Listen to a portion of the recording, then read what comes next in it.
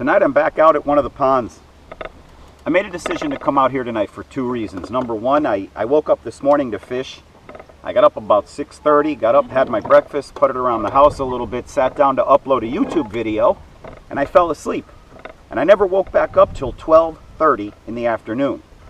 I'm definitely getting sick. I can feel a sinus infection developing, so that knocked me out. So with the limited time I had, I thought, you know what, let me get out here on one of these ponds. It's a little easier, a little closer to my house, and do a little fishing. Tonight I'm alone, and so lately I've been fishing either with my son or with new people, novice fishermen. And so as long as we were catching fish, I was happy. But tonight, I'm by myself. I want to go after bigger fish. Now, I've already taken a few test casts on my way over here when I was out in the wind. Caught myself a couple of bass on a rubber worm, caught myself a couple of bass on a Rapala. The wind is drifting me right past this little point. And on the western side here of the point, the shore is running kind of west, southwest, I guess. There's some nice grass, some rocks. Some little fallen branches and things. There's a fish. Okay. Come on, Bubba. Let's see what you're made of. There you go. All right. So, just like they told me when stuff I read as a kid, you always want to fish a point. As the water levels have been dropping out here, the fish are losing their hiding places. Where I used to have a couple feet of grass in a few inches of water, and the bass were kind of hiding out in that. Now there's a sharper shoreline of like rock, and the grass is all up on dry land. So it's a little harder to find the fish. But maybe they're going to be concentrated in tighter spots where that cover is. So anyway, here's a nice largemouth. Keep the night going.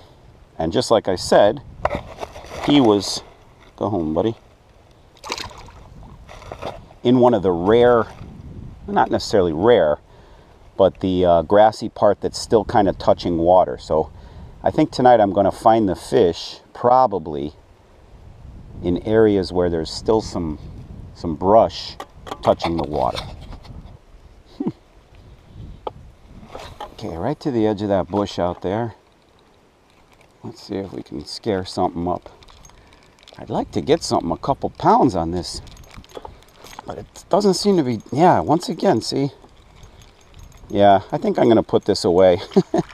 This bait is definitely attracting the smaller fish. So the faster moving, shiny bait is probably something I'm going to set aside for now. Go back to the worm. But I've got a nice big jig tied up over on this rod. Little guy. And I have a big spinner bait on the other one. And that's what I'm going to do the lion's share of the fishing with tonight. The other thing, my son told me, people don't want to see you, Daddy. They want to see you catching fish. So instead of having the tripod focused on me, I'll be wearing this ridiculous apparatus. Hopefully the camera will be pointed in the right direction, and you'll see us put some fish in the boat. So let's see how it goes.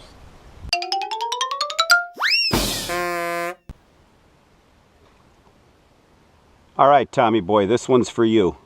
I wore this head mount because you told me nobody wanted to look at Daddy's ugly face. They want to see the fish he's catching. So before I start my elephant hunt, let's see if we can get a decent bass or two out of here.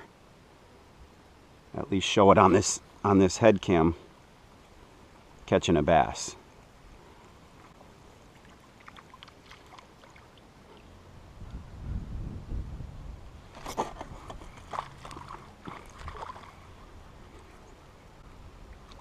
Okay, so here's what I'm talking about. These are, I'm using this head mount, I don't know if you could see this, but these are the little guys that are schooling and jumping, and I'm trying to avoid. Looks like he got bit by something there. That's what I'm after. All right, I'm back on the hunt for big fish. I was using a jig earlier. I lost it. I was going to tie a new jig on, and then all the jigs in my box are kind of small, and I'd probably still keep catching smaller ones. So I'm going to use this swim bait.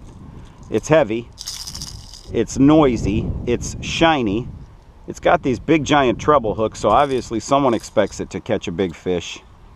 And I'm hoping the little guys will ignore this and the big ones will come in and eat it.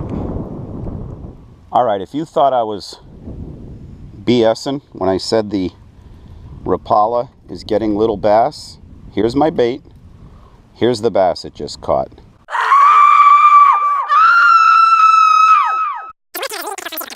Here's my bait.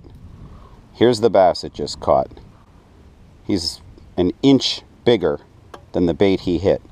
So, as I was saying, I think this guy's going back in the tackle box for the rest of the night. So I'm going to fish with this for the next little while.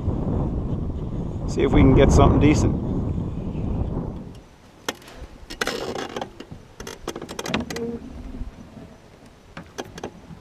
In addition to the bass fishing, the sunsets out here are incredible. Most nights, this is what signals the end of my fishing. Man, is that beautiful. Wow, gorgeous. So that tells me I have a little bit of time to stare at the beauty that nature gives us.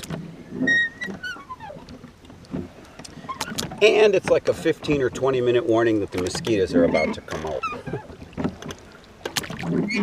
So that ends our fishing for the night. At least the videoing of my fishing. I'll still keep fishing for another 15-20 minutes. And I'll keep the GoPro rolling. But it usually doesn't look very good. But just in case I get a big fish, I'm going to keep the camera on. That was my goal for the night, was to get a big one. We haven't done that yet, but I'm not going to give up. If I don't get one in this video, there's plenty of other ones where you could see some big fish, and there'll be plenty more in the future. I'm going to take a 2-day break, watch some NASCAR racing here at the Homestead Speedway. Tomorrow and the day after, I'll be back on the water on Monday. See you then.